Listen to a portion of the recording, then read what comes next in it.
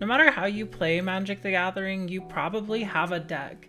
And if you have a deck, you might have a deck list saved somewhere. Having a deck list saved is a super useful way to catalog not only what cards you have and where they are, but sharing them with others and collaborating together with the community to improve your deck. For me personally, my favorite tool for editing and sharing deck lists online is Moxfield. Moxfield is the sponsor of this video, but long before they ever sponsored me, they were already my go-to deck building service. Moxfield offers the most robust deck building website out there. There are tons of cool tools and features. I'm going to show you how to get started with Moxfield, and then I'm going to also walk you through some of my favorite tips and features on how to use the website better. All right, so getting started with Moxfield is super easy. All you have to do is make an account, click the new deck button, and then start brewing. Now, when you first click new deck, you're gonna see a lot of options. Don't be worried, don't be scared. I'm gonna walk you through it. You're gonna see options for what to name your deck, what format it is.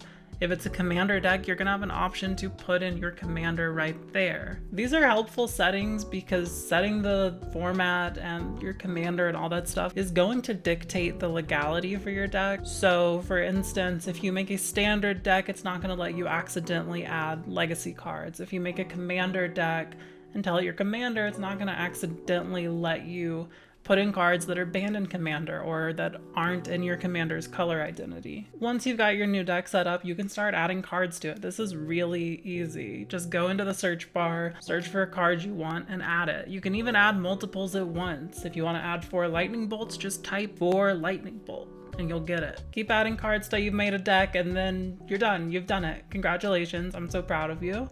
You've made a deck on Moxfield.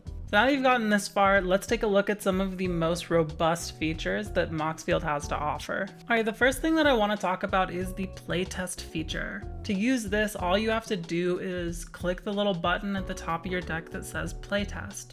It'll immediately open up a sort of virtual game space where it's going to have your deck loaded up. It's going to draw you a hand of 7 cards. You have a battlefield that you can interact with. You have graveyard and exile. You can look through your library.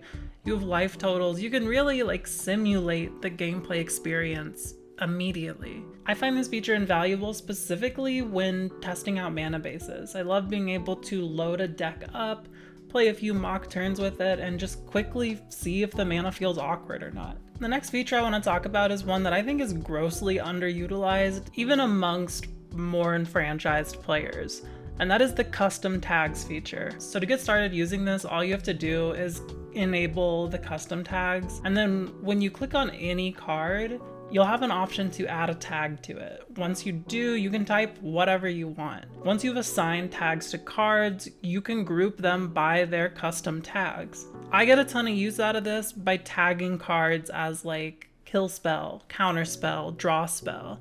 And then when I'm looking at my deck, I can just at a glance know if I'm a little light on interaction or if I have too many draw spells or anything like that. You can set custom tags to be anything you want. There's a lot of creative ways to use them, so get into it. All right, next I want to talk about the Moxfield profile and collection features. The profile is really cool because you can follow your friends, they can follow you, you can add a lot of personalization and customization to it.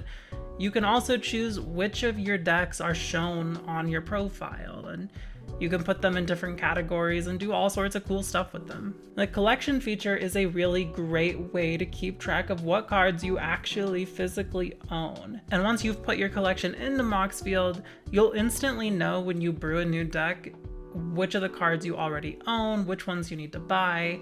This has saved me, I don't even know how much money in just little spells that I would have otherwise bought if I didn't have a little check mark telling me that I already own it. I don't need to go buy an 8th copy. To get started with this, just click on collection up in the top right under your profile icon, and then start adding cards to it. Once you've done this, all you have to do is click enable collection on any of your decks, and it'll immediately show you basically a checklist of what you have and don't have. All right, now let's talk about the different ways to actually view your deck in Moxfield. This is the default view, which is pretty nice, but there are a ton of ways to view the cards here, even visual representations. You can even view every single card, even the duplicates. The cool thing is your decks will remember how you want to view them, so if it's different for different decks, it'll remember, and that's how they will present when you click on them. Another great feature is all the ways to actually buy the cards that you've brewed together. At the top of your deck, there is a very handy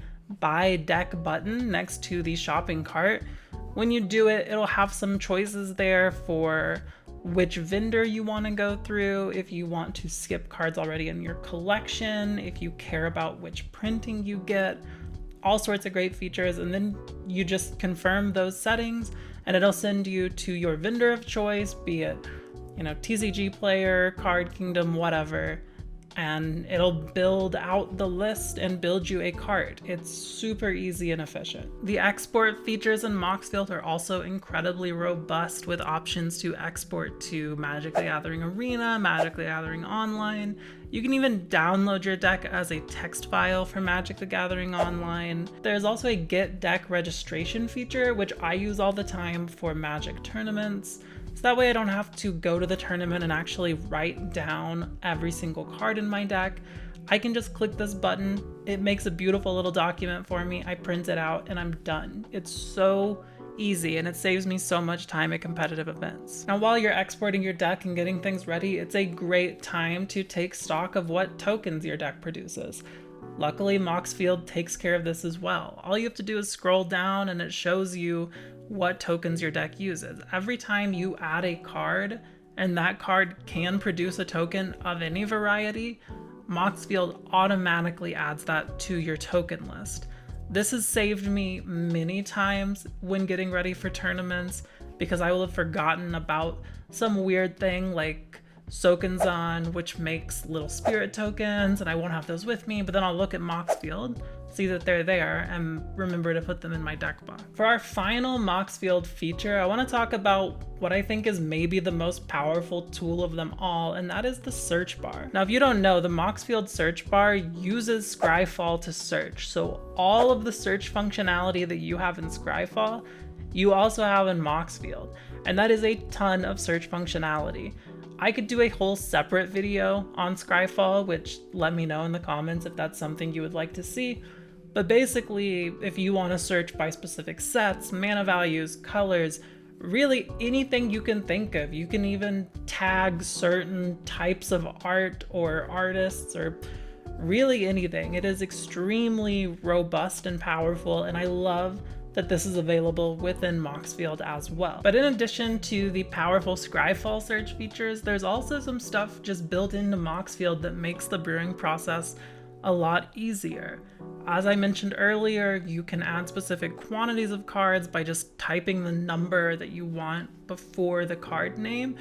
You can also automatically add cards to different zones, such as your sideboard, by first putting the word sideboard : and then the card name. You can also add cards to something called like your considering board or your maybe board. And this is just a pile of cards that you are considering for the deck, but you're not sure you actually want to bring in yet. All right, so that is your introduction to what I think is the most powerful deck construction tool on the internet right now for Magic the Gathering. If you liked it, please hit the like button down below and make sure to subscribe. All of that helps me out a ton. Huge shout out to Moxfield for sponsoring this video. Also, thank you to everyone subscribed on Patreon who gets to see these earlier, and everyone else just for watching and sharing and all that stuff. I really appreciate it. All right, that's it. Bye. Be back soon. I love you so much.